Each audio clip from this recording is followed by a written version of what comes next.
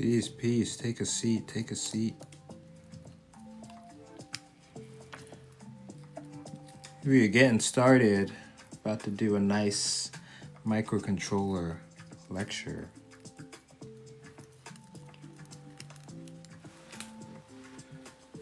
We're just setting up.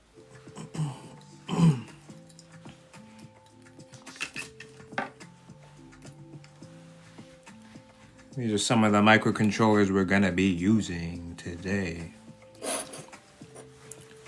Looking at a few of these as well. So grab a seat as we get warmed up.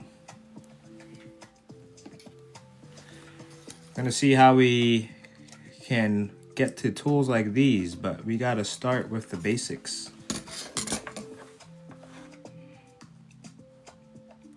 Thank you everyone.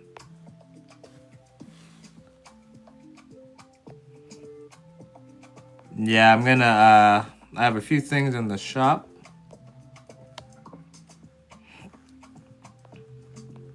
And here's what we're gonna be using. We're gonna be going over the Raspberry Pi Pico.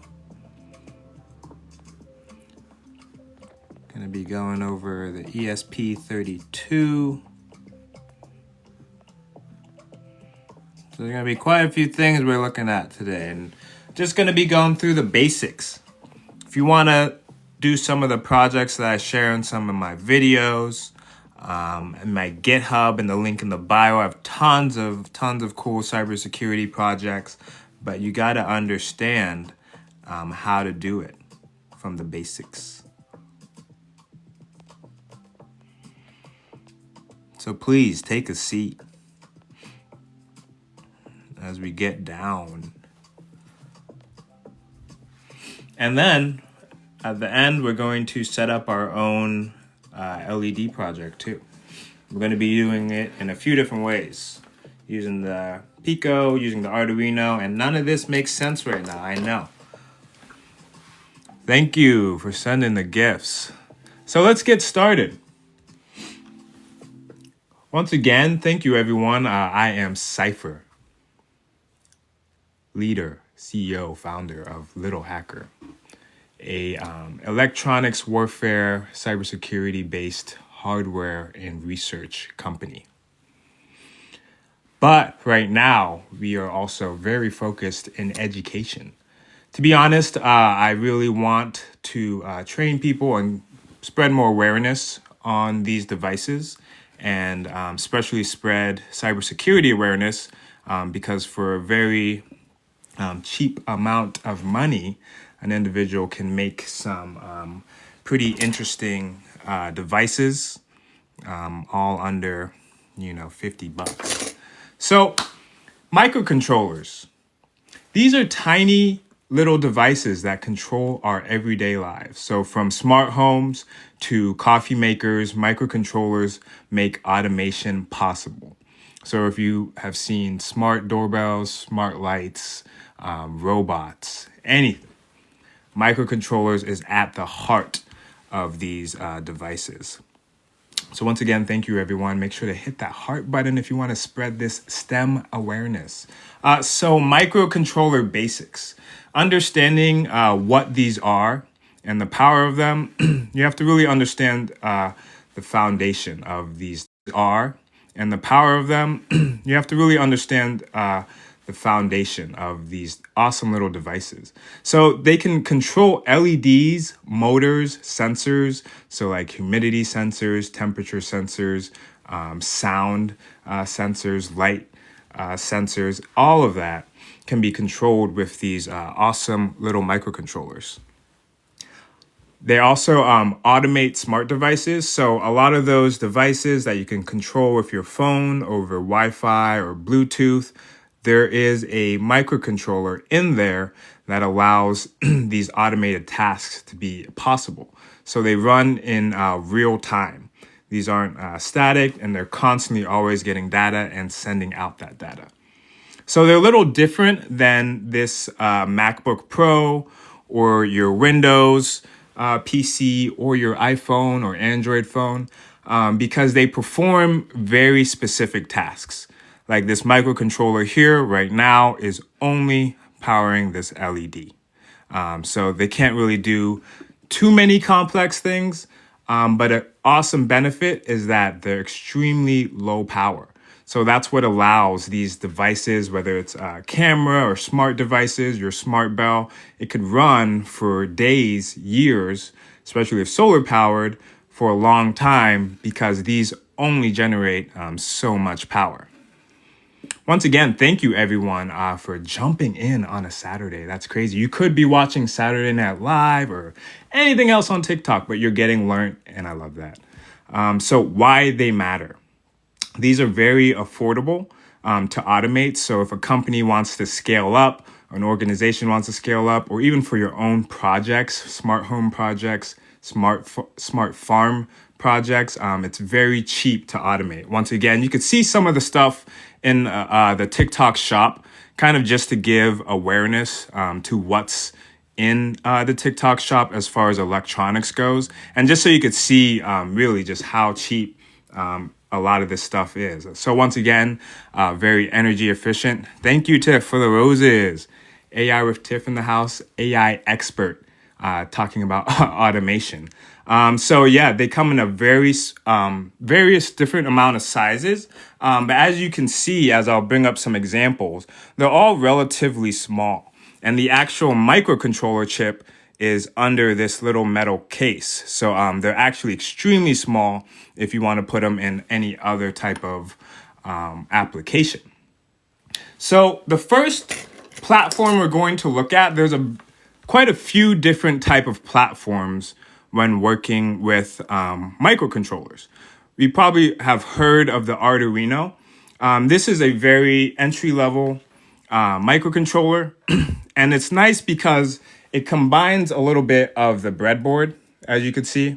It has these areas where you could put in wires, and it's a very entry-level board made by this awesome Italian company, Arduino, and it's very good for like simple projects, robotics, LED stuff, sensors, and really just an easy way to get learning. And we're going to set up a simple LED project with this as well.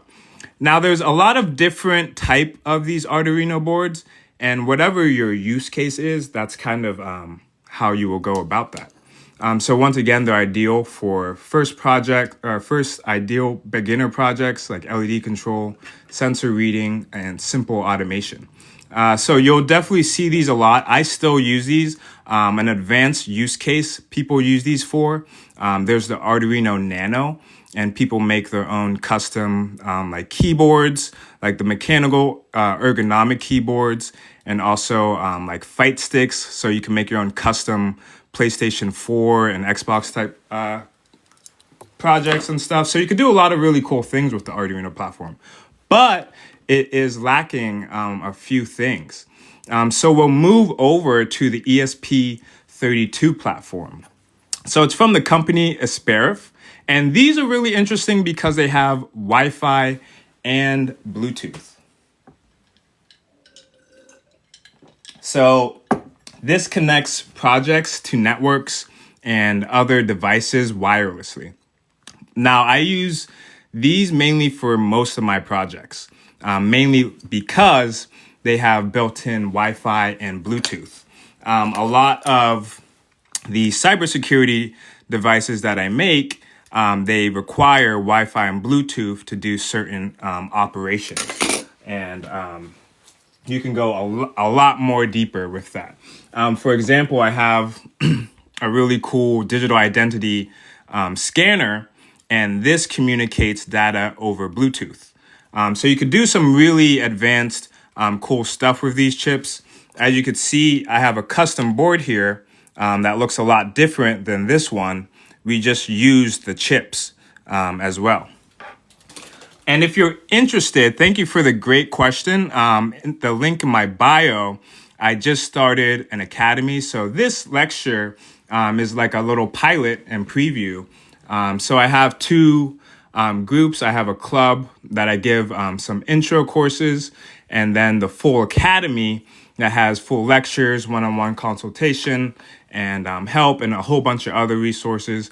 So yeah, check it out if you're interested. Just recently started it and going to be adding a whole bunch of more courses over the projects that I make.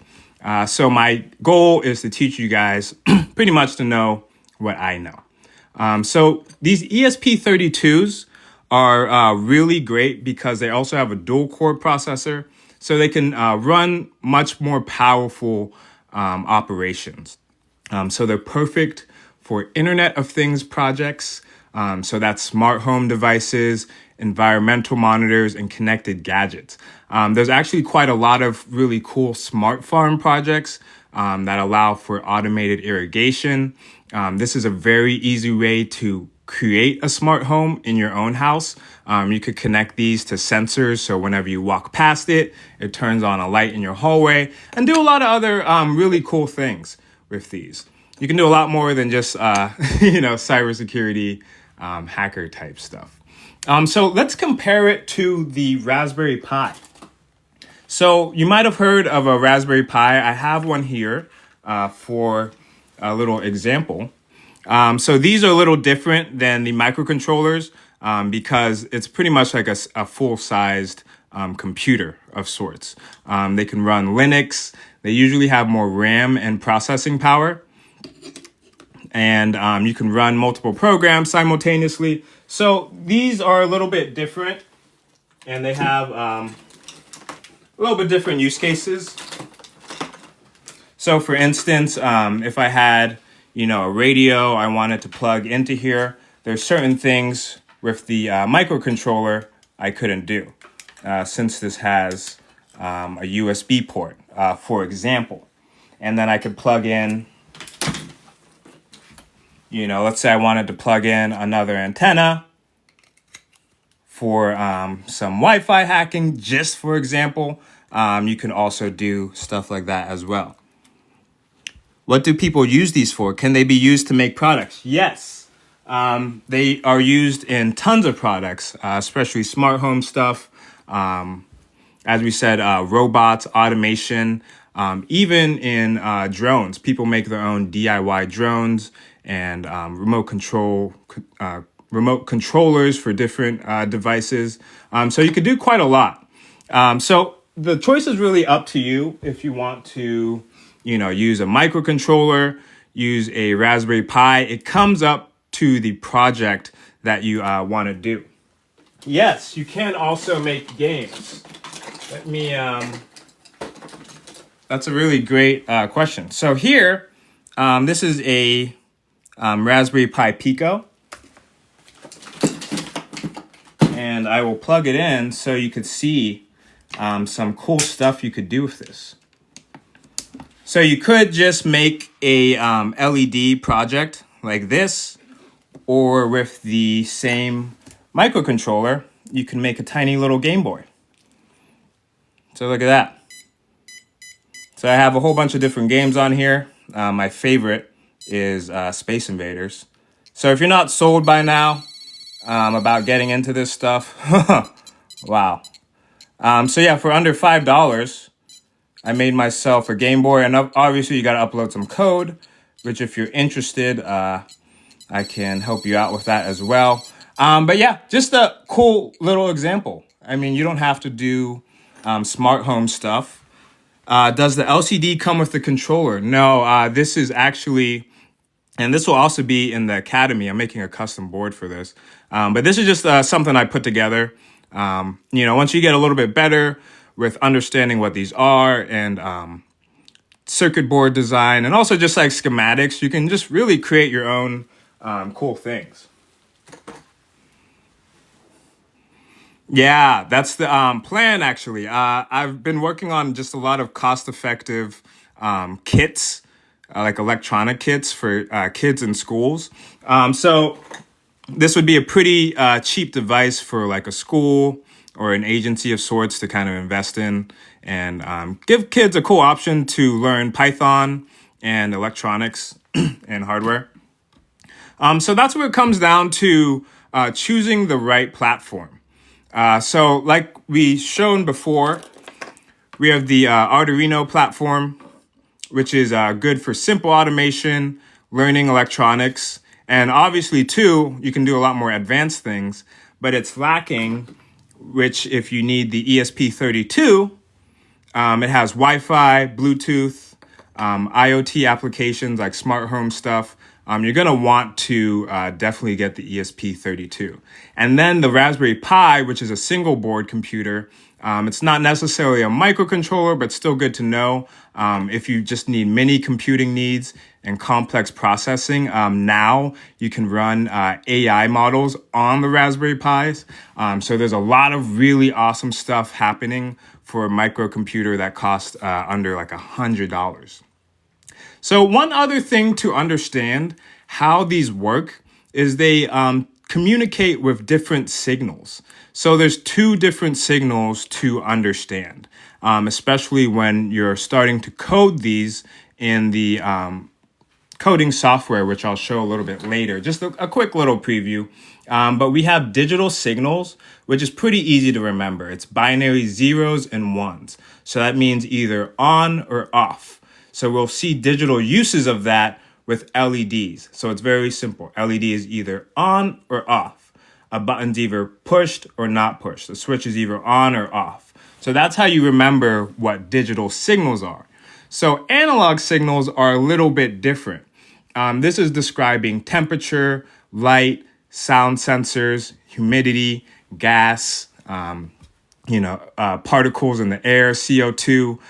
Analog signals are variable, continuous values, so it's always changing. So that's where when you're using certain things on your microcontroller, certain modules will be analog modules. And then other things like LEDs, buttons, you're interacting with them digitally. And this will make a little bit more sense once you jump into this, but just understanding that these concepts exist. So as you get more comfortable with these microcontrollers, you'll quickly be able to identify which is which. Right now I have just an assortment of different microcontrollers, all with different uses, from simple to small. And I can name every single one of these. I can tell you stats about them. There's really specific reasons I pick certain ones. This might not make any sense to you at all, but I have a device that will have 4 microcontrollers on it. I really don't want to scare you guys, but this is like a current prototype I'm working on. It has 4 microcontrollers, 4 screens, 12 buttons. So it's going to be a command center of a cybersecurity testing tool. You got to understand what your use case is. And I promise you there's a microcontroller really for whatever you need. Like this device right here. Once again, another Raspberry Pi Pico, but you plug this into your computer and it just starts automating certain scripts. So you could either have it plug in and rickroll your friend by opening up YouTube, or you could plug this in and completely wipe everything off someone's computer. So there's a lot of interesting ways to use these. And like I said, the more you use them, you'll start to get a catalog in your head of what exactly these are used for. So we talked about where's my Uno? Here we go. So I have a lot of stuff out here right now. Do you have a way to model or test your use cases before building? Great question. Yes, there are actually a lot of online simulation programs where you can simulate circuits. But how people really do it is you normally make a schematic before certain things, or you test it out on the breadboard. This is the real way that you do it without any soldering. This is pretty much your canvas when you're designing things. So normally, no matter how big a project is, you normally just sketch it out on the breadboard, and then you could see if the circuit works. And then, you put it on a prototyping board. So then you solder it together and you really make sure it works. And then you put it on. Then I get these printed out. So once everything's all done, I make a custom board so it looks nice and sexy.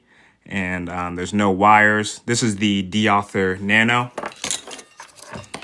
So when it's all said and done, once you've prototyped from the breadboard and done your schematics and spent a few hours late at night, you got something nice and clean.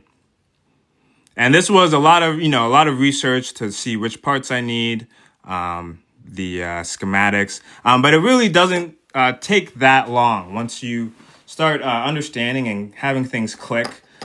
So yeah, we went over the ESP32 and then the Raspberry Pi as well. And the Raspberry Pi, once again, if you need a little bit more bang for your buck for your project, you have a little bit more peripherals going on, then that's what you would use. And this is really great because, it just plugs in really to anything. I could charge it off my phone and you have just a mobile computer. So I'll let that boot up so you guys can kind of see what that looks like.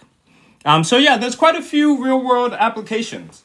Like I said, smart homes, automated lighting, automated security. They have the ESP32 cam, so you can make your own DIY camera for home and connect it to your phone.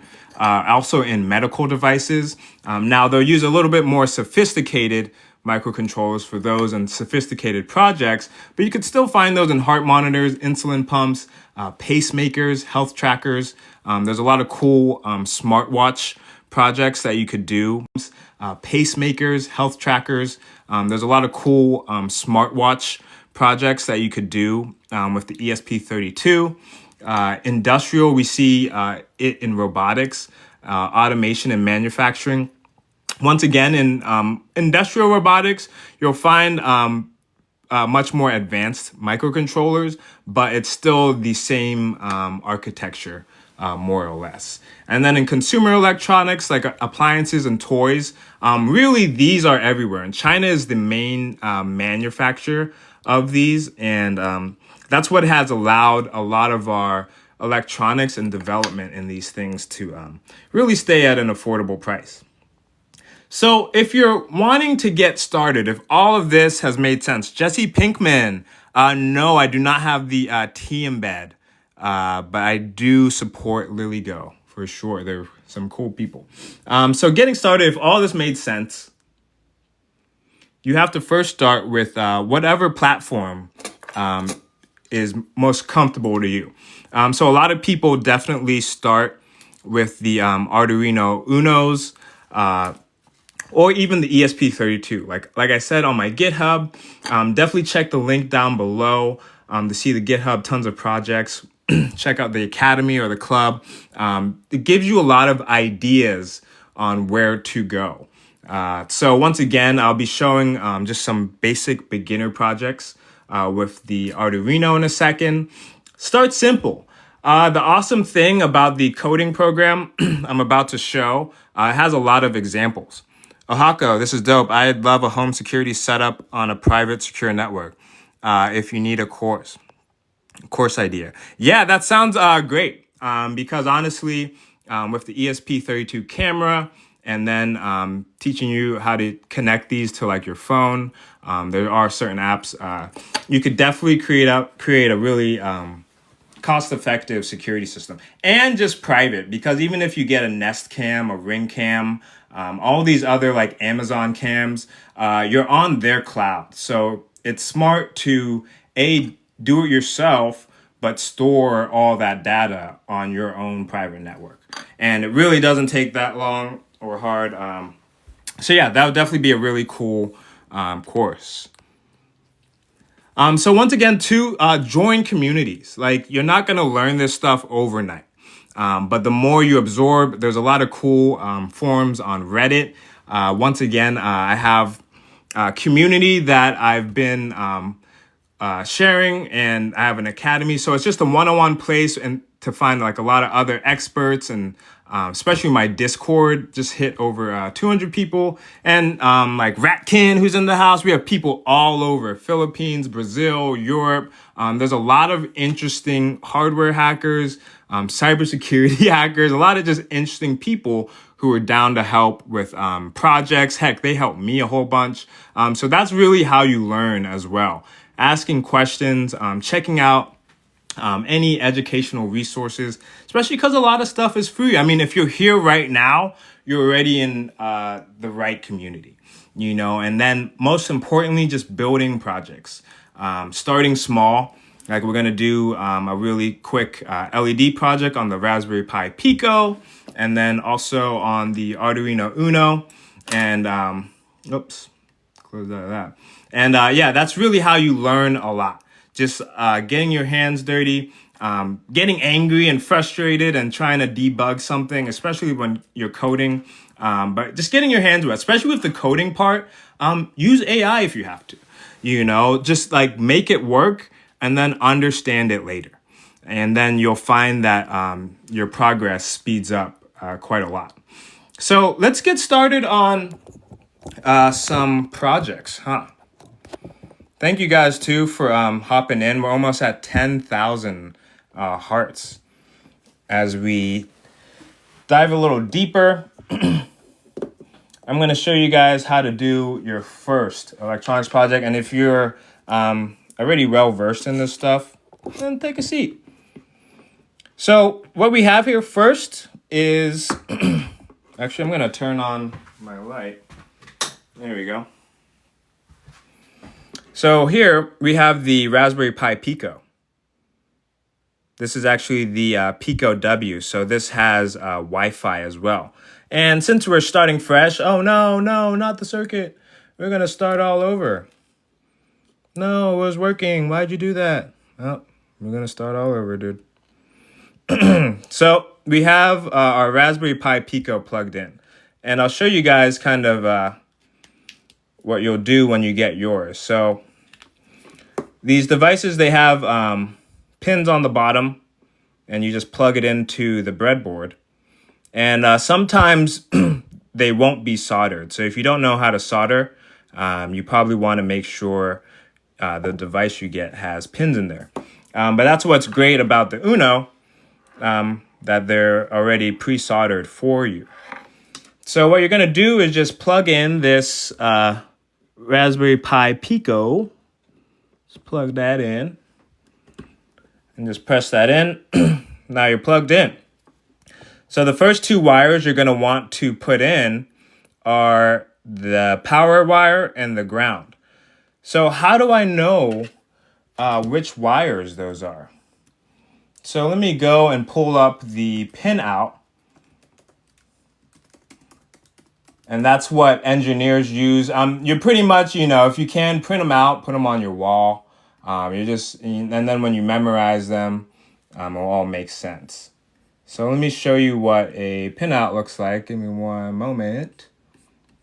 Perfect. So this is how I know which pins to use. So if you see here, every little metal pin has its own assignment. So I'm not just randomly putting stuff down, right? You'll hold it up like this. So that's how engineers know which wire goes where. So, eventually you'll look at these a million times, and you'll slowly start to, once you slowly start going crazy and memorizing these. But yeah, that's what we are referring to. Great. So now you know that I have plugged one wire from the power into this column.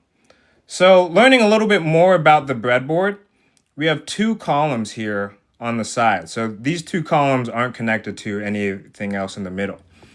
So one column is red, and you see it has a plus. So that's where everything that needs power from this 3 volt is plugged in. So then on the other side, we see the blue, and that's the negative bus. And these are also called terminal buses. So I can call this the positive terminal bus. And then the blue one is the negative. So I'm going to plug in the Raspberry Pi's 3-volt into the positive power bus. And I'm going to plug in the ground into the negative power bus. So now when I need power for my LED, that's where I'll plug it into. And if you're enjoying this, I have full lectures now in my academy, link in the bio. And there's going to be up to 10 courses being added over the next month. But you can fully understand how to make really cool, more advanced projects like these. But right now, we are starting with the most basic project in the world. So the next thing we have are these LEDs. Let me zoom out a little. Damn. So this LED is pretty simple to understand. If you look at the metal legs, one is longer. So the longer leg is positive, and the shorter leg is negative. And how I remember that when I'm plugging it in, I bend one leg so you can know which is which. So learning a little bit more about how the breadboard works, how do you know how to plug it in? So there are metal bars going along the rows. So anything along the row is connected. So if I connected this together, both of those legs are connected, and that's wrong. Because each metal leg should be in its own row. So I'll just, like so, put them in their own row. So now we have the positive leg in its own row and the negative leg in its own row. So let's start connecting things together. So we're going to connect the negative leg of the LED, oops, plug it in here, in the same row. So see, so now the negative leg of the LED and the wire are connected, and then I'm going to connect that to that ground of the Pico, or the negative terminal bus. So we're almost there. So now you're thinking, I'm just going to plug the wire in from the positive leg into there. No! Don't do that. You're going to blow your LED out. And if you were at the Electronics 101 lecture in the Hacker Hardware Academy, you would know that. So first, we're going to get Bapto. No, these guys trying to blow the LED out. No. So first you're going to get this resistor. So these resistors come in all sorts of values. This is, I think, a 220 ohm resistor, and you can use a multimeter to figure that out.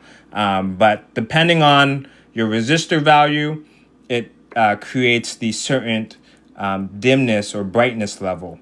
So what you do is you connect one end of the resistor to the other end of the LED. So once again, the resistor and the positive leg of the LED are on the same row. What's a multimeter? Great question. I will be pulling that out in a little bit. Actually, I have a whole lecture on just a multimeter. Hey, Lovuv.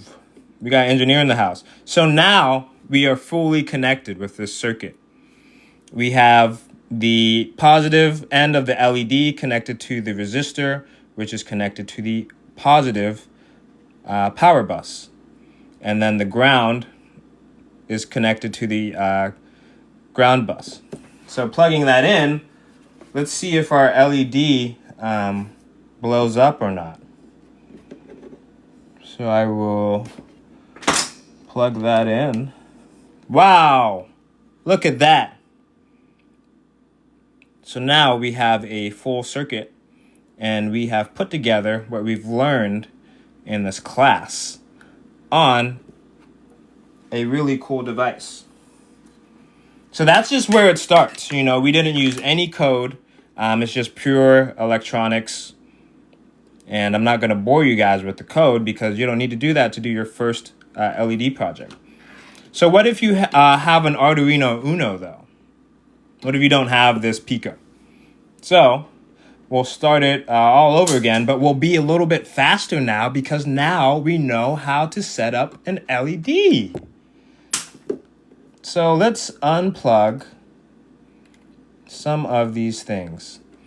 Wow, B. Freeman. B. Freeman just joined the Hacker Hardware Club. Salute.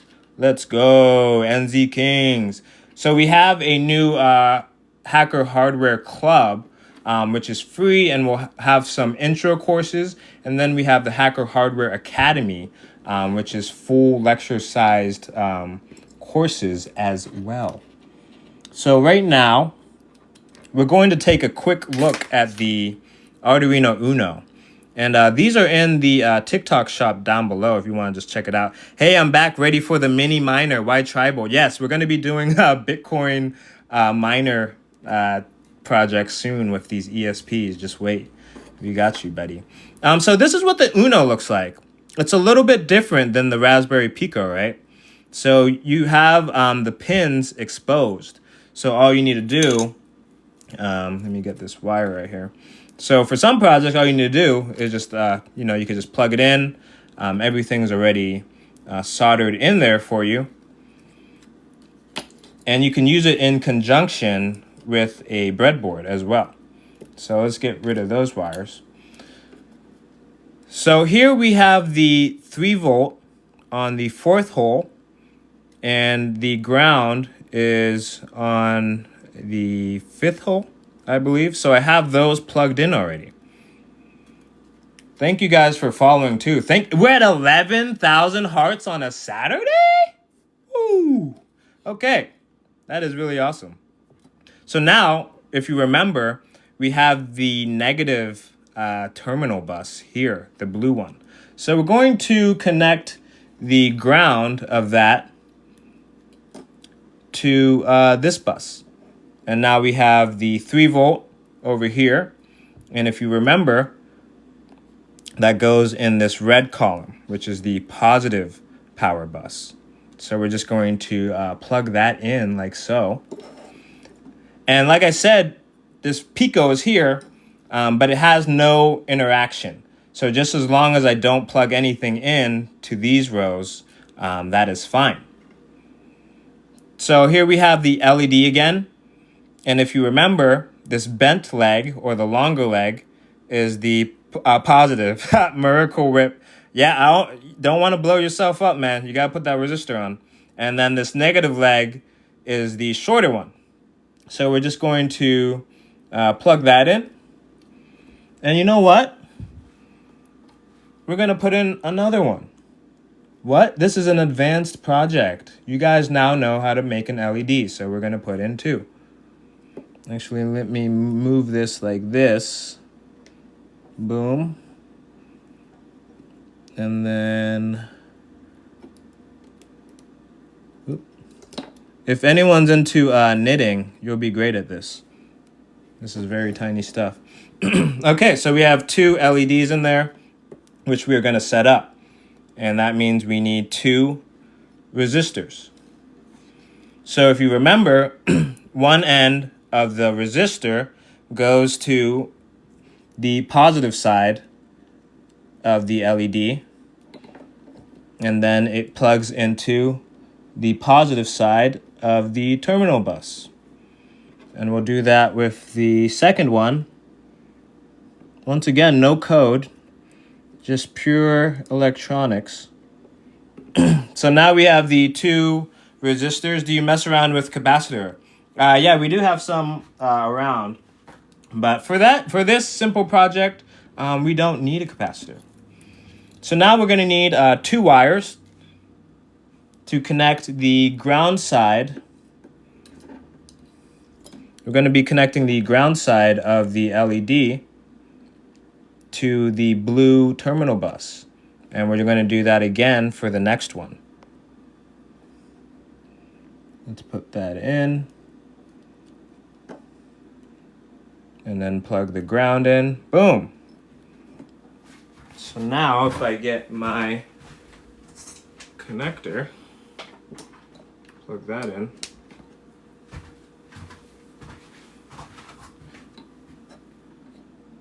We should be golden. Woo! Man, I didn't want to mess up live, but we got it, guys. So that is how you would use the Arduino Uno a little bit differently to set up this LED. So real quick, I'll show you guys also a little coding setup. I'll show you the most basic example. So when you get, let's say, your Arduino Uno, you can set that up as well. Wow, we did a lecture understanding what microcontrollers are. We did a basic LED example, and now we are looking at some awesome coding. So let me open up a quick blink example. So if you're not aware, this is Arduino Uno, or excuse me, this is Arduino Uno, or excuse me, Arduino IDE.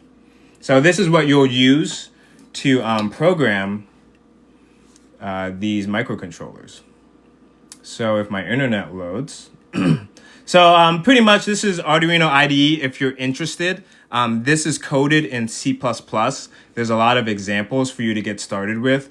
Like 10-year-olds and 8-year-olds use this, so don't be too scared. But yeah, just download it, give it a try, and then you'll open it up, and it looks something like this. And right now, I'm going to do a quick example for you. I know this like the back of my head. I could give a 5-hour presentation on how to use this. So right now I'm just setting it up real quick. Cool. So this is a very simple, basic program. It literally just blinks the light, but you're always going to want to start with a very simple program, and then I'll just go and upload the code. So right now it's compiling. And you guys are all about to be a coder. And then another cool thing about these is there's tons of examples. You really don't need to know much of anything. But I'm not going to bore you too much with that. We are looking at these microcontrollers, and I'm going to get the multimeter real quick. And then because someone asked, what is a multimeter? I think that would be a great way to wrap things up. And I'll also, for the people who want to stick around, I'll do a little showcase of some of the gadgets I have. So just give me one moment.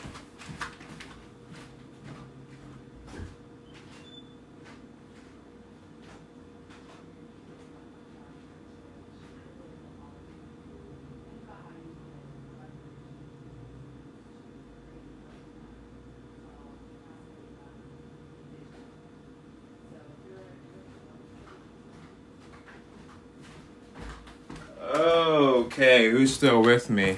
Wow, I love you guys. You guys are still here. Okay, so the last thing, if you really want to get into this stuff, that I'd highly recommend you getting into to test your devices. Wow, live demo. We have this multimeter. So I'll turn it on real quick. So I developed my own devices. And because I do that, and because I also distribute some of them, I have to really make sure that they're in working order. So this is pretty much a multimeter. This is a special one that has 3 different functions. So it's a multimeter, oscilloscope, and it's also a signal generator. Let me see if I can add this real quick so you guys can see. But I'd highly recommend this, even for really any electronics you might be using. So let me pin that. All right, there we go. All right, cool. So we're going to look at the multimeter first. So what this does is you could check for voltage, current, resistance. So we're looking here at this Raspberry Pi Pico, and I'm going to test out. Let me do some of this. I'm going to test to make sure that the 3 volt is working. So looking at the pinout, we are, where are we at? 1, 2, 3, 4, 5. 1, 2, 3, 4, 5. And then the ground. There we go. So as you can see, I'm getting the voltage reading. Let me move my hand out of the way. And this is on auto. So let's say I wanted to test one of my latest devices. Let me unplug some of this stuff. Thank you guys too for bearing with me, live demo. So let's say I'm testing one of my new devices. This is Project Starbeam. So I'm gonna plug this guy in here real quick. And if you guys aren't aware, I'm actually doing a giveaway of this actual device. If you go and join the new club, you'll see that I'm trying to get some new members in there. So the first, if I get about 100 in there the first month, I'll give one of these away. And if we get up to about 500 over the next month or so, because I have about 200 in Discord, I'll be giving away about 5 of these. So yeah, we have this on right now, and we're going to test a few different things on this. We're first going to test the voltage on my radios. So we have that right there. Sorry, I got a lot of cords here. Okay.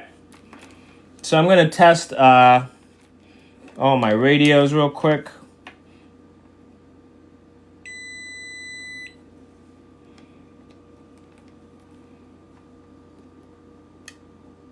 Cool.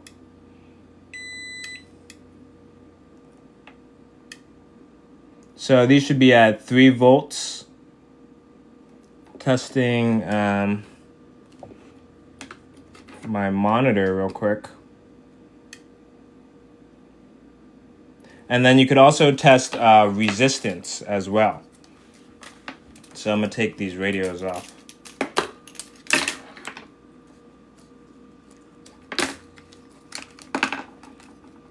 So if you wanted to test the resistance,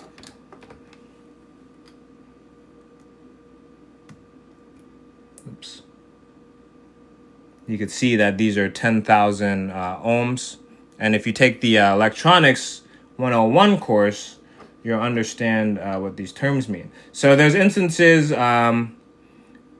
like with this resistor, I need to touch up. I might need to add some more solder to here because this should be 10,000 ohms. So if your resistor isn't the exact value, it can mess, because everything's a formula, so it's messing with definitely one of these radio modules. But if I test this resistor, we're at 10,000 ohms right there. So that resistor is working fine. And then I'll add in a radio to test.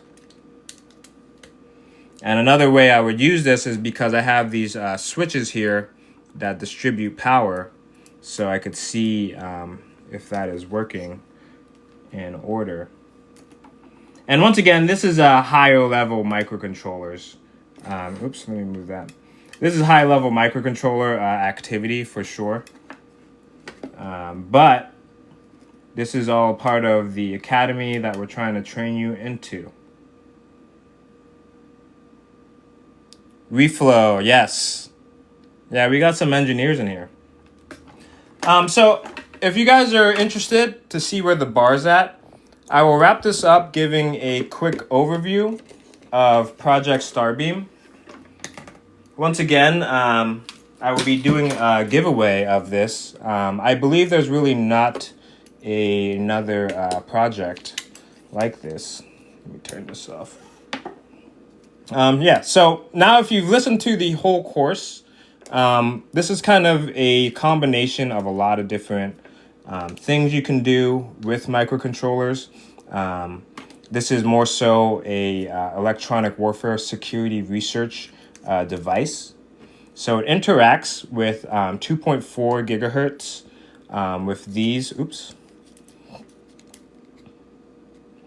with these microcontrollers, or with these radios. These are 2.4 gigahertz radios, so it could do signal generation, in this use case, signal jamming. And then this one is 433 megahertz.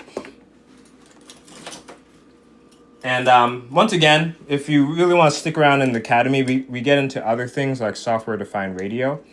So the ultimate goal for this is it's like a two-part device. Need to make a phased array bud. Yes. So this is a hack RF. So the idea is that this is going to be a full-ranged 6 gigahertz jammer. This is mainly for like government agencies and other vendors of sorts. But yeah, kind of just showing you guys the bar. Another really cool device. Once again, the microcontroller function really determines what you'll be using. In this case, this is a GPS tracker. So it uses an ESP32. YT bot kills, thank you. So this is my Cypher war driver, and it has a few different things on here. This kind of shows you an IoT application. So we have an ESP32 C3 Super Mini, and then it has this cool little display on it. This is a GPS module that I connected to here as well, and this has an SD card too. So what this device does is it scans for GPS coordinates and data. And also, because this is an ESP32, it's also passively scanning all Wi-Fi networks. And you can do Bluetooth devices too in the area. So it tracks it all and saves it to a nice, tidy CSV file. And as you can see right now, it tracks it all and saves it to a nice, tidy CSV file. And as you can see right now, this is attempting to scan, but I could push this button and then it switches over to Wi-Fi mode. Just give it a second. There we go. So right now it's going to display all the nearby Wi-Fi networks in the area.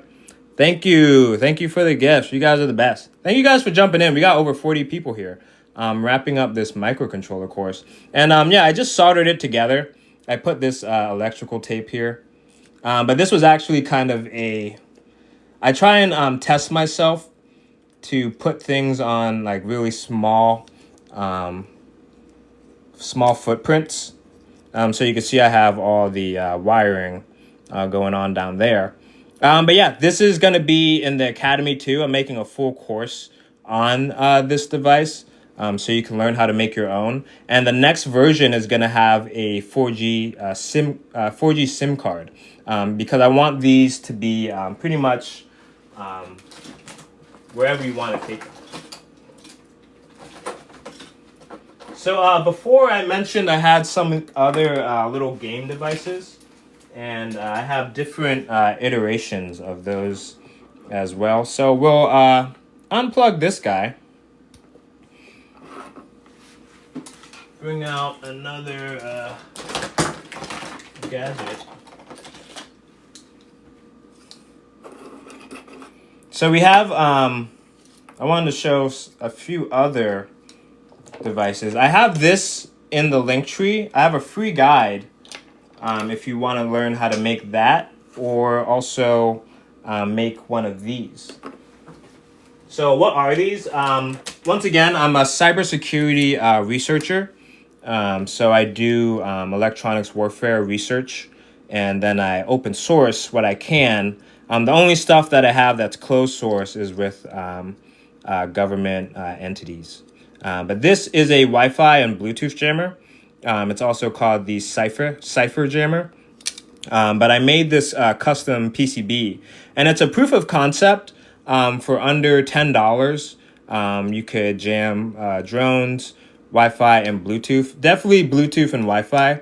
I have to use this in like really undisclosed locations for the most part. But if you check the link down below in my link tree, once again, I have this free guide on how to make these. And this is just the ESP32 and then two NRF24 radios. And then I have some capacitors on here. If you check out the Electronics 101, you can understand why you need these on the device. But yeah, it's on GitHub. No, I do not sell any products anymore. I was on Etsy. I was on Etsy and got banned 100% in 2 months. Don't be, I'm not surprised though. So here is a very interesting device. I like to believe this is probably one of the smallest jammers you possibly can have. And this is really interesting. It's a car key jammer. The technical term, it's a 433 megahertz signal jammer, copier, and replayer. So if you want to see how that works, it connects to an Android phone. And you could get these in a TikTok shop. Why would you use this? I don't know, man. So you're going to want to plug this in to a phone. This is all for educational research too, by the way, guys. So there's an app on Android. So plug that in, boom. So you can control these microcontrollers through a phone using a serial USB terminal. And if you're new here, we're going to show how to jam car keys or copy car keys or garage keys, whatever you want to do for educational purposes only. So you're going to go to this app and then you're going to click USB devices. So that's our little microcontroller right there. Yes. And then you're going to click that. So now, right now, we are connected to this microcontroller. And once again, I have this guide in my GitHub. If you go down, you can download the PDF. I'll show you all the material lists and where to download the code. But you just type in a very simple command, help. Oh, wait. Let me go back. Let me replug this in. Or this might not even be the right one.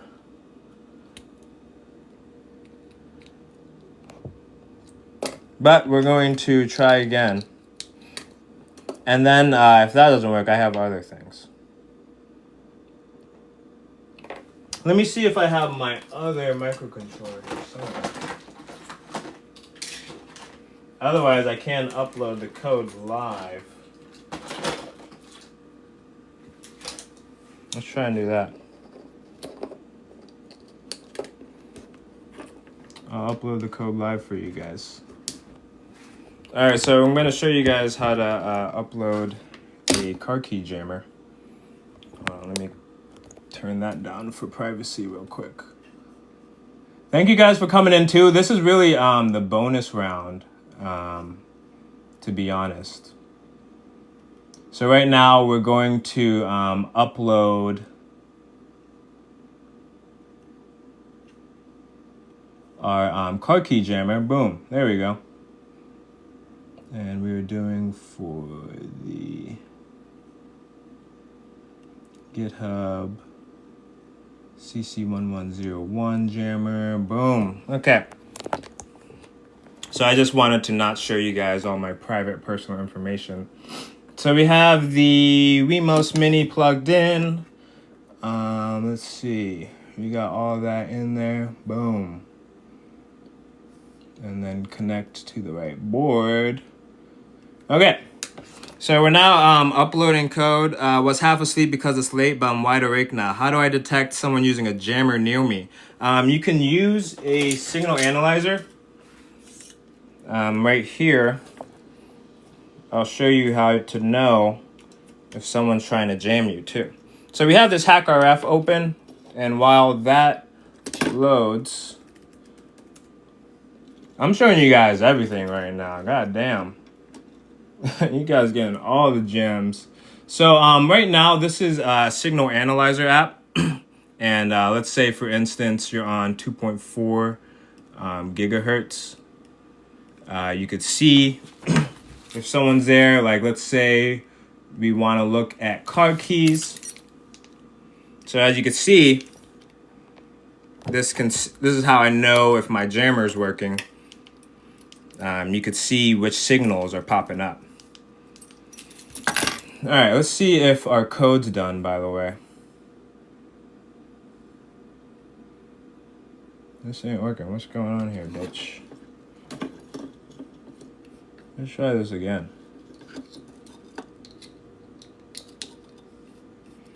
You guys are seeing some live action right here. So ESP8266 D1 Mini. Boom. Boom. Debug port. Boom, boom. Boom. Okay. So this is how I would check to see if that's working.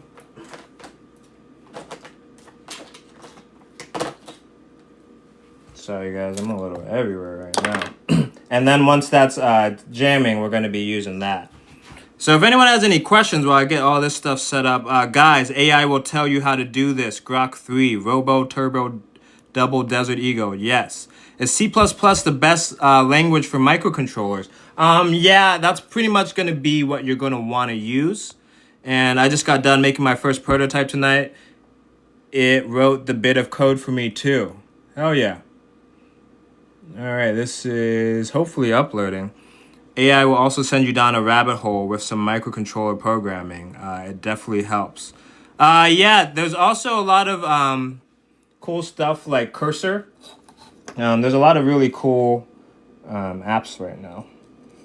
Let me fucking... What's going on with you, whore? Being a little bitch. Come on. But in the meantime, I'm going to show you guys a different jammer I have while we wait. Sorry that's been taking some extra time. But we're going to look at what I believe is another super tiny jammer. Let's see if we got any screens here. I got stuff just about everywhere. Sorry for the zoom. That's going right there. Let me get a cord. Boom.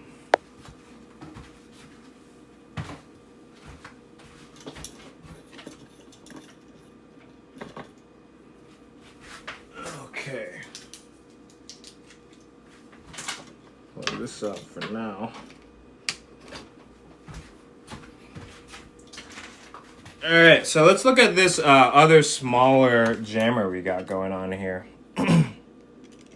So this is also on GitHub, believe it or not. If you guys are really trying to get into this stuff. But this is a 2.4 gigahertz jammer. Miracle Rip. But this is a 2.4 gigahertz jammer. Miracle Rip. I have too many products. So this is really interesting. I would test this out right now, but my wife is also streaming, is live right now. So I'm not going to knock the Wi-Fi out or her AirPods, but this will knock out pretty much up to like 20 meters with stock. I personally would recommend, if you want most range, you could take these antennas off, and then you can add a bandpass filter for 2.4 gigahertz. I'm giving you guys too many free gems. And then you could add an amplifier and really increase the power or the range. But this is on my GitHub too. Check out the link tree. Check out the GitHub, the Academy, if you want to learn how to make stuff like this. There's a lot you could really be doing. See if this code's going. Okay, I think we are done with the jammer. Hold on. Sorry, we were updating code live. I was unprepared with this jammer. So let me plug it back into the phone real quick. And then I will... Let me see if this works real quick. Boom, boom, boom. Okay.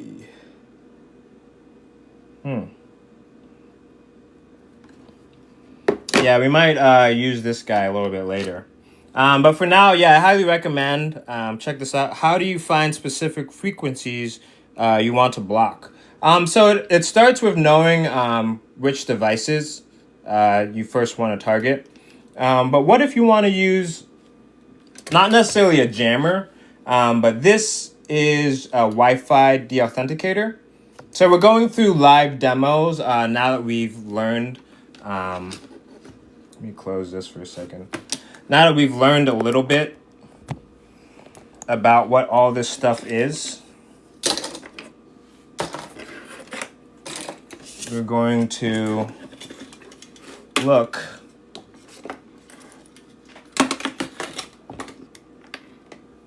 at some other cool things. I'm going to show you how to jam or deauthenticate my test network. Okay, so now we're looking at a Wi-Fi attack device.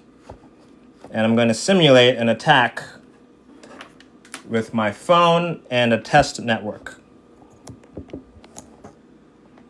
So let's go. If I can get the right angle.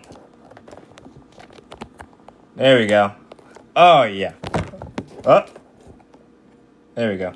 Okay, so here we have a Wi-Fi deauthor. Let's say you can't find a device because it's hidden somewhere. So we're going to talk a little bit about hidden devices. So you can get this off of TikTok Shop. You can get this off the TikTok Shop. So right now I'm going to unpin that. I'm going to show you exactly which one I'm talking about. I just pinned it. You can get this off the TikTok Shop. So what this does, let me restart it. So this is by Little Hacker's Little Thing. So right now it's scanning. And what this does is it scans for Wi-Fi networks first. Then we're going to go down and select. So I'm going to look for different addresses. So if you saw in the Cybersecurity 101, you can hide your SSID or your network name. So these are the smart people who have it hidden. Now the people you see, the Wi-Fi name, they weren't smart. They didn't hide their network. So if I wanted to attack a certain one, I could. So we're just scrolling through. Let me scan again. I didn't see my test network. So we're going to do another scan real quick. And while that scans, I'll show you a different version. And these are really cool because you could just plug it in to like a phone, for instance. So we have two different versions of this. Hiding network is less secure, to be honest. Hey, it's better than something. So we have two different versions. Once again, you could find this on my GitHub. In my academy, I teach you how to build these from scratch if you're interested. So if you wanted to, you could take down two networks at once. So I'll show you kind of like if an attacker had two of these. So right now, I'll go scan. I'll do this real fast. Boom. So I'm scanning for one. This scan is done. And someone asked before, how do you know which channel that you want to jam? This also has a packet monitor on it as well. So you can individually check out the activity on each channel. Right now I'm on channel 12, not too much. Channel 13, we're getting 0 packets. 14. So you can see which channel is getting most activity and then move forward like such. So let's go back to seeing which networks we got going on here. There we go. So Thanos Never Dies is the network I'm on. So we'll go over here. Let me connect to it. See all. I'm not going to show you guys everything. Where we at? So so another important thing, I segment all my networks. What's this? This is a Wi-Fi deauthor. So I'm showing you how to hack a network. The only live hacker show on TikTok Live. So we're connected to my test network. Thanos Never Dies. And this one's done too. And right now I will select Thanos Never Dies on this device. So now we'll go all the way back. And once again, you can find this on GitHub. You can buy this device. The other thing is more like a NOR Wi-Fi network. Yes, but I will show you too, with a hacker phone, why this isn't just a tiny little attack. This is actually in a combination of attacks. Yes, my friend. Oh, thank you for the heart. Let's go. Yes, but we're going to show, we got some smart people in here. We're going to show you how you can capture handshakes with just a phone too. So let's go. So we have our network selected. We're going to go back. Oops, there we go. Pretty awesome device, you know what I mean? Like you could literally step on this when you're done. It only costed you a few dollars. So we're going to go to attack. Thank you for joining the team. And you have a few different attacks you can do here. Deauthentication. So a deauthentication attack sends deauthentication frames to, let's say, my phone or my Wi-Fi network. So yeah, right now we're connected to the test network. And we're going to, did we select deauth? Yep, so we got deauth selected. And now I'll show you in live time the network being disconnected. So this light's gonna light up red once we start the attack. So now we're started. And I've just kicked off this network. So let's try and connect again, right? So it's still attacking. It's not going to let you connect. So while that's going on, there's a few different devices we could use as well to sniff on this network. Because as it's trying to reconnect, it's also sending out its password in those packets. So I've forced it to disconnect. And for instance, I could use this phone. I don't have my Raspberry. I don't have my Panagachi with me right now. So yeah, let's give him a break. Let's say like I'm done screwing with my neighbor. I'm done screwing with whoever I'm trying to attack. And now I'll click stop. Lights green. Boom. Now we're back on there. So that's just an interesting way for just really under like $10. Once again, this is in the shop. Why someone's phone can't attack with Marauder Deauthor? That's a great question. So now you're probably like, well, what if I don't want to use this device? And I know we're not getting into, this isn't necessarily microcontrollers, but I'll show you with a simple phone. You can also do the same attack. So right now, once again, we're using our test phone. And this is just a free little hacking tutorial, little hacking lesson. So right now, I'm plugging in a special USB adapter. And this allows me to do Wi-Fi injection attacks. So we'll open up our phone. And this is Kali Net Hunter. I will have courses on how to make these phones.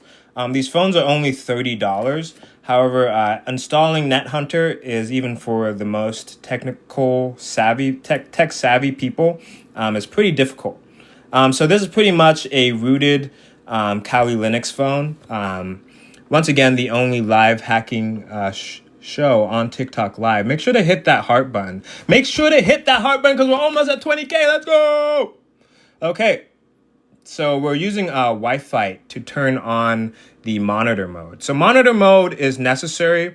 It's also called promiscuous mode when you want to sniff packets, inject packets. And as you can see, I have my USB adapter, my Wi-Fi adapter as number 3. So I'm just going to select that to turn it on as number 3. So I'm just going to select that to turn it on. And once again, this is necessary, and you cannot do this with a normal unrooted phone. So if you're new here, we're going to be scanning and trying to find Thanos Never Dies. This is also why it uses the adapter / needs it. Yes, great comment. So as you can see, this is scanning for all networks, your network, your cell phone. I see it. I'm on it. Well, I'm not on it yet, but I'll show you how you can get on it. So once I've scanned enough targets, I'll say I'm done. So I'm just going to hit Control C. And yes. All right, perfect. So now I can select the target set. Over 80 people watching how to hack on a cell phone? Are you kidding me? Wow. So any network I want to attack here, I can choose to do so. And as you can see, Thanos Never Dies is number 10. And you can also see the encryption of each network. So this is WPA-E, not good. And most of these are WPA3.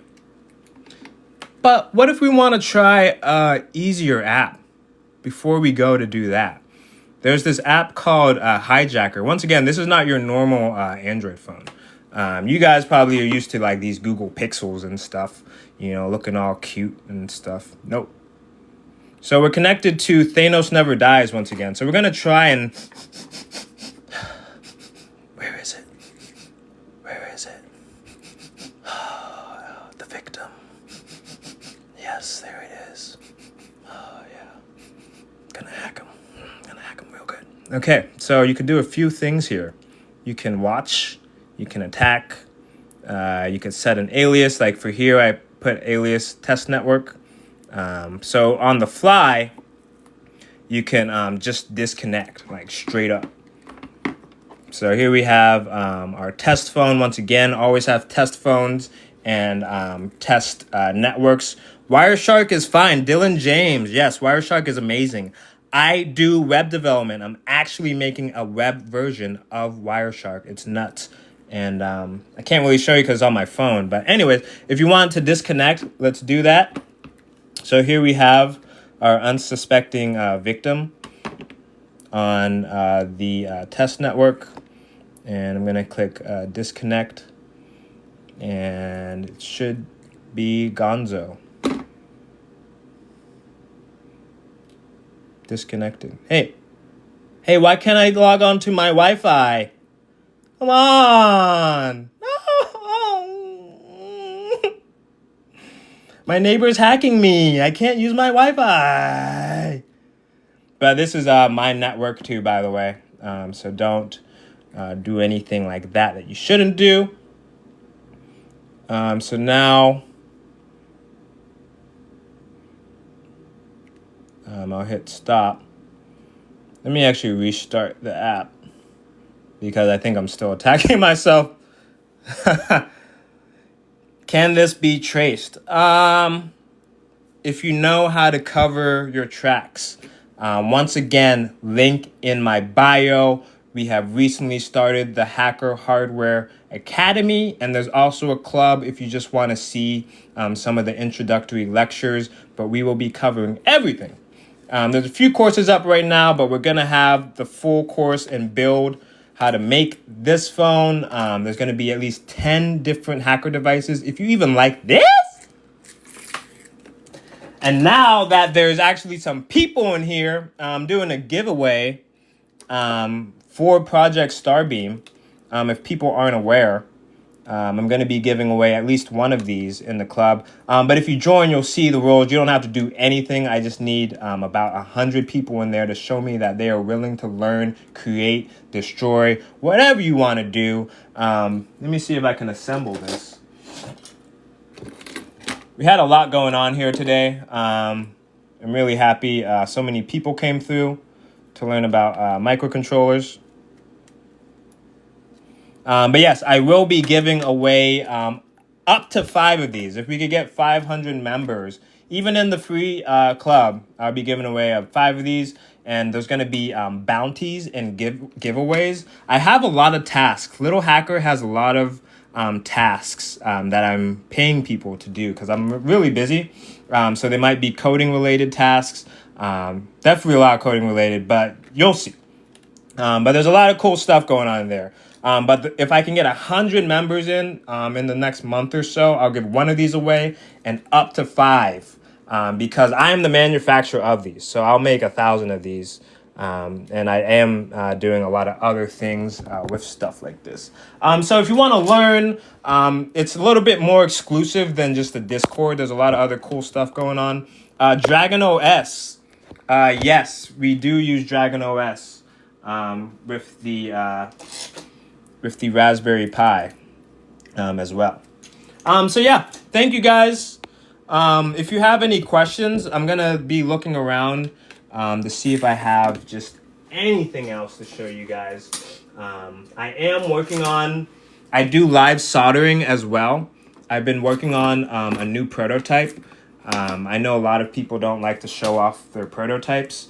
But if you want to check something that I've been working on and what I do some lives here and there, showing my prototyping.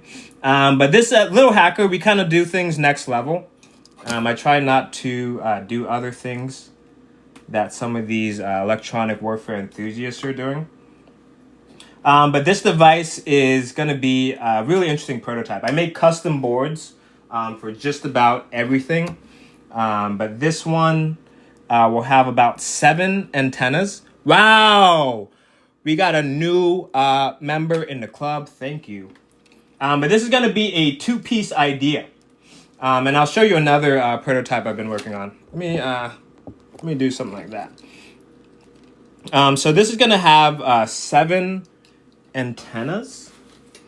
Give me one moment.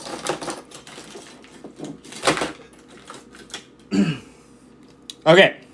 So I don't have the giveaway. If you're in the club or the academy, you're instantly entered. I'll just say it like that. So this is gonna have 5 antennas. I wanted to combine everything. So this is gonna have 4 microcontrollers, and it's pretty much gonna be a super jammer. Really in any way, shape, or form that you want. You don't have to make it that. But because it does have 4 microcontrollers, you can pretty much run 4 different things. So like this Wi-Fi deauthor, as you can see, is on here as well. And then it pretty much has 2 of these on here. So it's nothing too complex. It's just pretty much everything on one thing. And then another prototype that we've been working on. Yes, that would be pretty cool. I just finished this one, and we're going to make a custom board out of this as well. So once again, it's an iteration of that tiny little car key jammer we talked about. But instead of having to use the serial terminal, we'll now have a screen. Despicable J. Can the Chinese government? I respect China, so I would not answer that.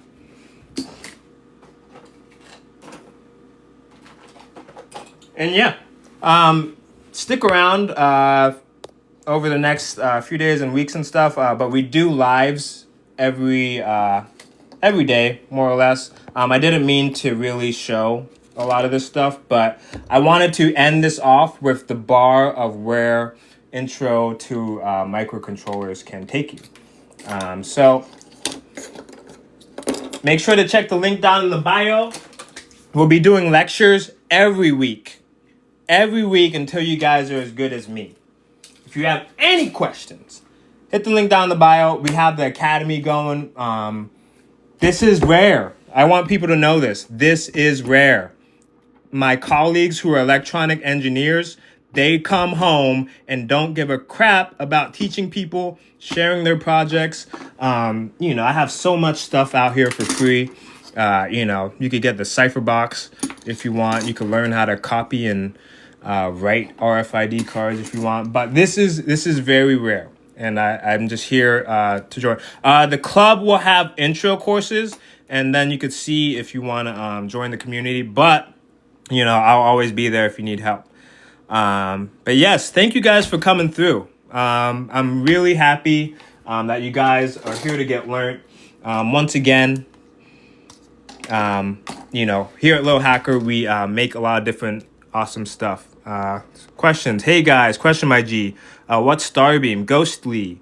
It's an all-in-one wireless jammer. Thank you, Roxy, for coming through.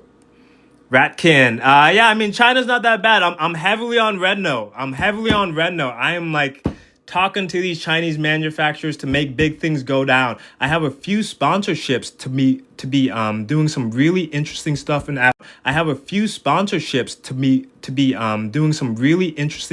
Africa. Too. Tech solutions for low income and impoverished communities. And I have connections in Ghana and Nigeria that is starting to make that stuff happen. So a lot of this stuff is just really for funding for really awesome, cool projects. Bandor, link in bio. But yes, thank you guys once again. Can you use the device to create fake IDs? Despicable J. If you are creative enough, you'll go and check out Cypher NFC, but I have a PN532 DIY credit card scammer. DIY credit card scammer, more or less, if you're creative enough. But I will be going through all those too in the academy. I'm making courses on each of these devices. So check it out, and also the YouTube, tons of free long form content as well for the tutorials. And once again, I'll end it on this. I have 2 free guides on the link tree. If you want to know how to make a car key jammer or the infamous Cypher jammer, it's there for free. My neighbor's stealing my Wi-Fi even if I change my password. I highly recommend WPA3 security. And also FING. It's an app, the Fing app. The Discord is, you want to go to the Hacker Hardware Club. That's going to be the new spot. The Discord has been infiltrated. I'll make a video on that more later. I'm interested in automation. Yes, we went over a huge course on intro to microcontrollers. It was really awesome. But this is just a preview to the full course. This intro to microcontrollers was really it's one module of a full course. So we started off with the basics, and we went all the way up to more advanced projects. And now I was just doing some demos to kind of show you where the bar's at, and to let you know I'm really about this stuff. I thought I was the only one who noticed the dropouts too. Yes, automation, there's a lot of stuff you can do. Wait, how did your Discord get infiltrated? I'll talk more about later. I don't know much more about this, but I'd like to know more. Yes, definitely stick around, especially my TikTok. I'm trying to do a lot more educational stuff. And what is a good use for this? Cybersecurity. These are all, I'm a electronic warfare researcher. So I pretty much, my job is to find the most offensive ways to utilize electronics. So this is a prototype, and I have a lot of other really interesting stuff that I've been working with vendors. And one last cool thing I will show. This is a really interesting real world use case. I did not have to sign an NDA for this, and I made it, so I'm going to show it. So this is a ESP32 digital identity scanner.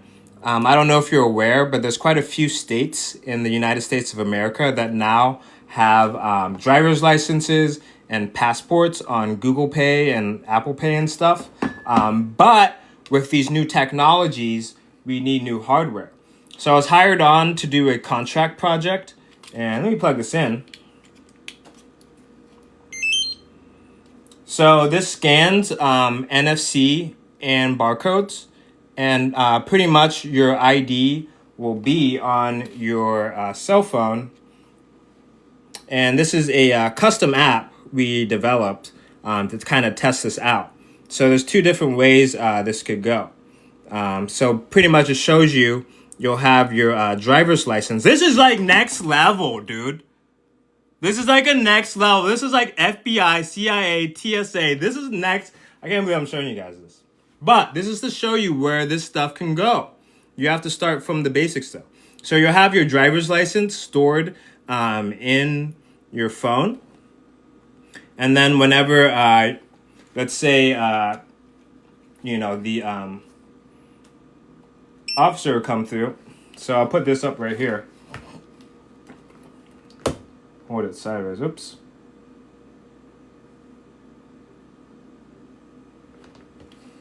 Sorry. So the officer will come through, or whoever, and will be able to scan your ID nice and easily. But this is really interesting because what it does is it scans the barcode and then it sends the data to one of these ESP32s, which then shoots that data over Bluetooth to the other device, and it makes these authentication exchanges in literally like seconds. So you don't need to pull out your ID. You don't have to worry about your ID getting stolen or copied. It's just all on your phone, and it could either be through QR code or NFC as well. And we made a custom NFC device as well to scan these. But because of new technologies, that's why I also make offensive devices. So if this guy can scan NFCs, let me open that again. So if this can scan the NFC, then I could have a device that could also skim that NFC as well. So that's kind of where we're at. I can make certain devices for sure that will have good use cases, but with every new piece of technology, you have some fool coming through, beep, beep, and scans your shit with a $3 device. Would be great for clubs, yes. It's really gonna be, there's a lot of use cases. Our current vendors are, our current customers are with like we work with vendors that then push to like law enforcement and different agencies. So yeah, I'll definitely keep you guys updated, but this has been a really interesting contract project. And once again, we chose the ESP32s, if you remember earlier in the course, because these have Wi-Fi and Bluetooth. And you could do a lot of creative stuff, and you can see we created a whole custom board. And obviously this is not the case. This is just a makeshift case I put together. But yeah, hopefully you'll see something like this in the future. I just downloaded Fing. What do I do next? Perfect, Tony. Then you can see what devices are on your network. So if you see your neighbor or whoever you think is stealing your password, and you can also block certain IP addresses if you know which addresses aren't on your network. Bro, is there any way to stay protected? Definitely have an RFID wallet. I make devices. I have pretty much a DIY credit card skimmer if you're creative enough on GitHub, but it's not quite there yet. This can read and write RFID cards, but not necessarily credit cards. There's a lot of interesting... let me see if I have one right here. No, I don't got one right here. But yeah, that'll be it later in the course. I will be showing how to create those devices if the GitHub's a little bit too difficult. Hopfimer, yes. Like this is a custom design. Like I said, this is going to be hopefully all over the States pretty soon. But I'm going to repurpose this because I think a lot of like e-commerce people, inventory, someone said at the clubs, because like a bouncer or whoever could have this. So there's a lot of use cases because this is connected to Wi-Fi. This could be like a smart inventory device. So just wherever you have your barcodes, every time you scan it, it's getting pushed to Salesforce, whatever your CRM or inventory program is. And once again, this isn't a $400 device. This literally costs like $60 or something to make, especially if you wholesale from China. But yeah, I'd say one of my more favorite products. And the next version, we've actually found a way to remove this chip, and this next piece will be about this big.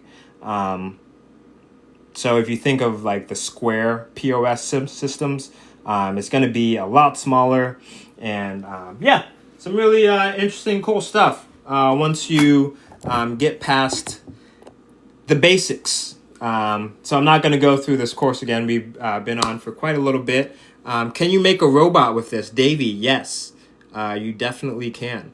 Scammers put those on ATMs, right? Yes. And it's really not that difficult. That's why you got to join the account. If you're just interested in knowing how a credit card skimmer could even be possible, I've actually made what I believe is the smallest NFC module. I don't have it here right now. I'll probably do it on the next live. But I have a lot of interesting things in the works that may possibly be open source. I'm not really sure. But yeah, thank you guys so much. This means a lot. On a amazing Saturday, I'm about to go spend some time with my wife, and she just finished going live. So that's what we do. We're just here teaching and educating. And once again, please check out the link down in the bio. At least join the club. It's free, and I'm going to be putting some intro courses there. But the full academy and the one-on-one consultation, a lot of cool resources, just like the 2 free guides in my link tree. There's a lot more accessible guides. Really just trying to be the Coursera of the hacker stuff, the hacker hardware stuff. You can't find this really anywhere. So I hope that it grows into something more. I hope to have like 100 courses on 100 different devices at one point, and really just be the premier place for a lot of this weird stuff. Just be the premier place for a lot of this weird stuff that you really can't find anywhere. You know, when I finish my prototypes, I share them. You know, I had a dream about this, and I made it, and now I'm sharing it with you guys. You know, so that's just where I want you guys to be, because a lot of people have a lot of interesting ideas for smart home and smart tech and a whole bunch of other stuff. I'm just the weirdo into this stuff. But if you can learn the foundations and the basics, you know, don't go to Target and buy the smart light. Just make it yourself, you know. Thank you for joining the club. Thank you, thank you, thank you. What can I do to protect my credit cards? Use an RFID wallet. Chuck T272. As a tech geek, I love this. Thank you. Thank you for coming through. If I buy the board below, what's it do and how hard is it to use it? I have a lot of different guides, but I definitely recommend starting small. Like I said earlier, we did some very basic stuff with the Arduino Uno. I think this is still plugged in too. So everything I showed you is all advanced, right? Move some of this stuff out of here. But, you know, once again, if you want to start small, move all of this. Jeez. We had fun tonight. We had so much fun. But I highly recommend, as we started out, just starting out with some LEDs. You know, this is just the Arduino Uno. You know, and we did a very simple LED project. Why isn't this plugged in? Look at that, I'm fixing it on the spot. But anyways, yeah, start small. For sure, unknown facts. Do you make custom boards? Marine Online, yes. We showed quite a few custom boards. This is the Wi-Fi deauthor. We are doing a giveaway for Project Starbeam. No one has this. So we're doing a giveaway in the group. All you gotta do is be there. And with the Academy, you can, if you invite people, you can also make money as well. I think it's like a 30% affiliate marketing for the Academy. So, you don't even have to join. You could just fucking share it. If you know someone's into this stuff, I mean, do whatever you want to do. But where's the tutorial of how to hack North Korea or some other country? I think you got to go on Google for that one, my friend. But yes, if anyone has any other questions, I'll just do a quick summary to wrap up this lecture. We started out just understanding what microcontrollers are. They control LEDs and sensors, a little different than your laptop because it's just on a little chip, See that black chip right there? That's the whole thing. So compare that little chip to your MacBook. Of course, this runs a lot more complex things, but if you just need to run a single task like an LED, then these microcontrollers will be perfect. And they matter because they're super cheap for automation, energy efficient. We went over a few different platforms. We have the Arduino platform, an Italian company that makes a lot of great entryway stuff. Wow, 2 people bought products during this live. Woo! See, once you learn how to use it, it makes a little bit more sense. So we start out with the Arduino platform, which is once again very easy. We set up the LED, and it's good for LED control, sensor reading, simple automation. There's a really cool robot car kit too as well. It's cool for kids. Then we moved over to the ESP32 platform, and this comes in a lot of different flavors. As we've seen before, as I went through all the devices, this is an ESP32 C3 Super Mini. So you can see how tiny that is. If you need a really small project, I really love these ones. C3 Super Mini. But then, there's some bigger ones. This is the ESP32 Room 32E. 32D. So there's different use cases, but small or large, the ESPs are good because they have Bluetooth and Wi-Fi. So let me zoom in right there so you guys can see that. And they also have dual core processors.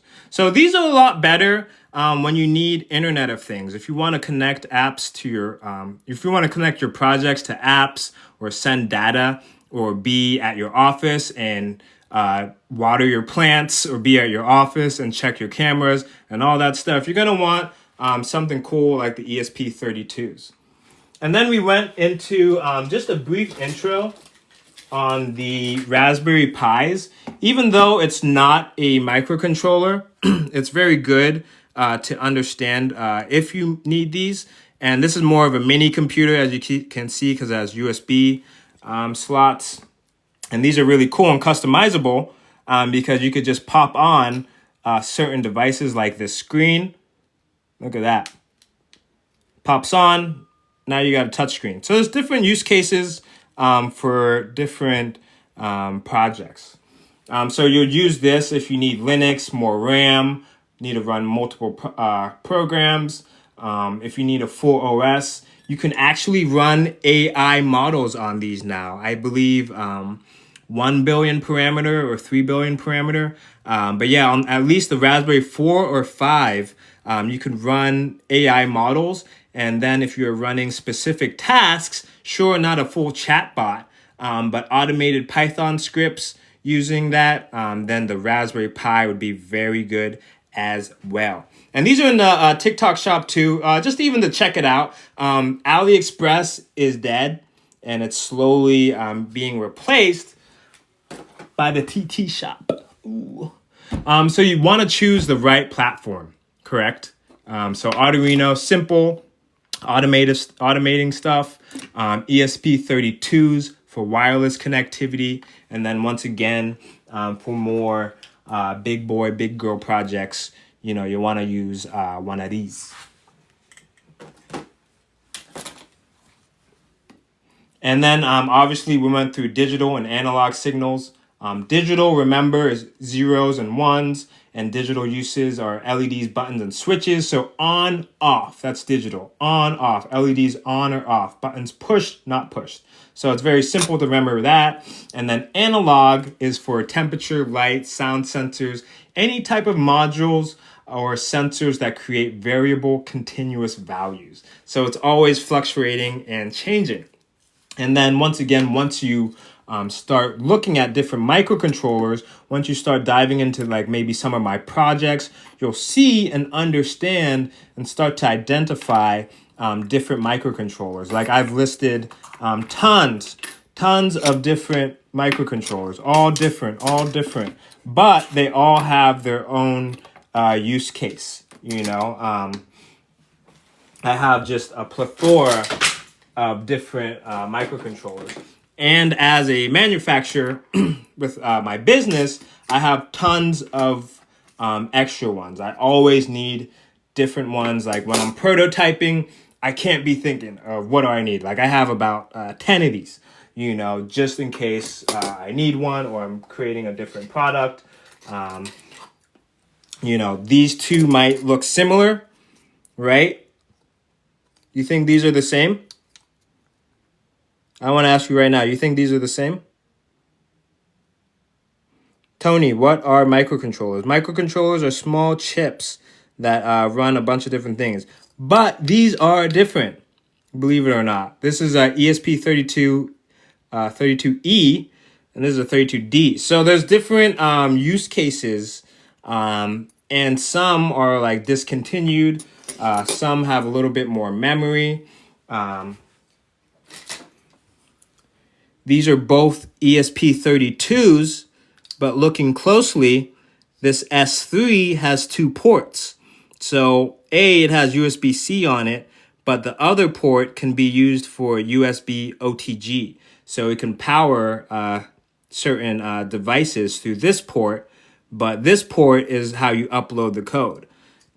And this has 16 megabytes of flash, where this has 4 megabytes of flash. So, you know, different use cases for different products, you know. So that's where when you start prototyping and researching different products, it really matters which microcontroller you choose. Does it have a NIC, network interface card? These actually have a built-in Wi-Fi chip in them and Bluetooth. So you could do, you can create your own web server with these and also host web pages with these.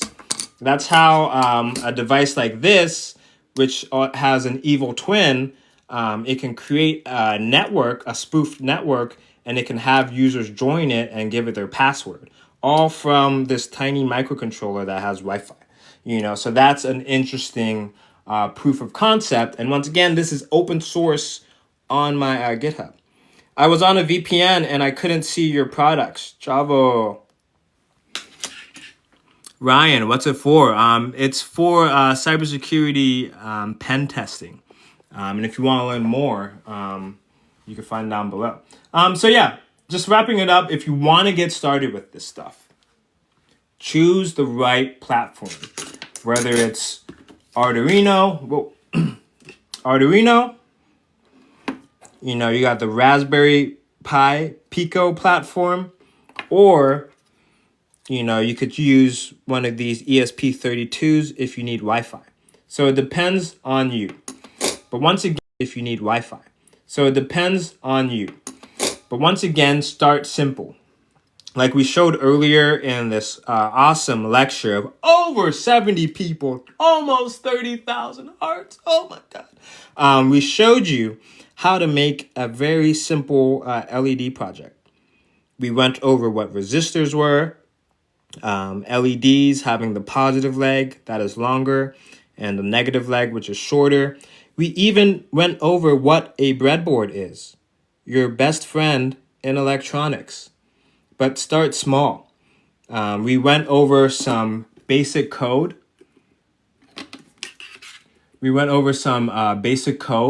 Using Arduino IDE.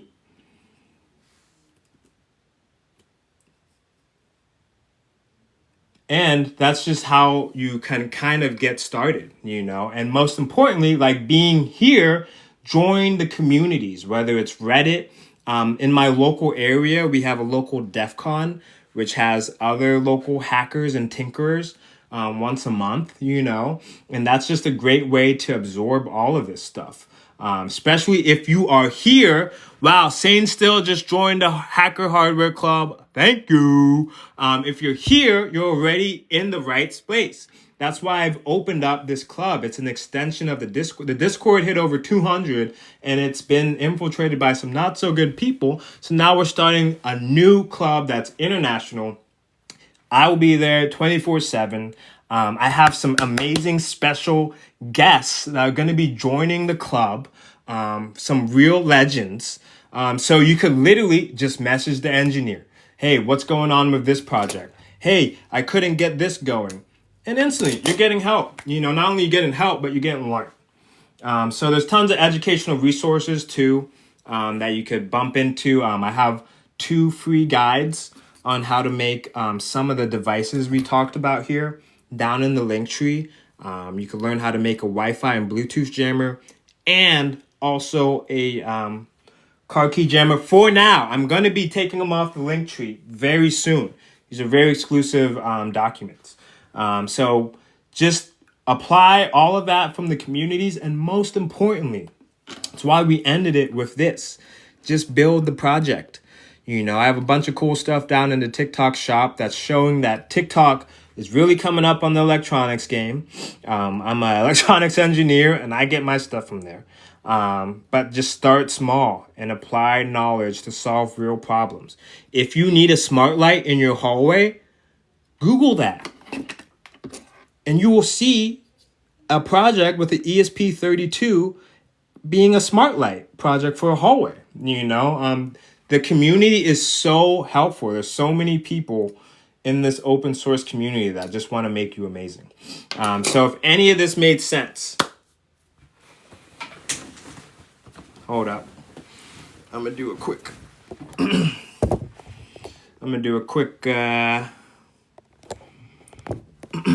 So if any of this made sense, once again, please check out the link in the bio.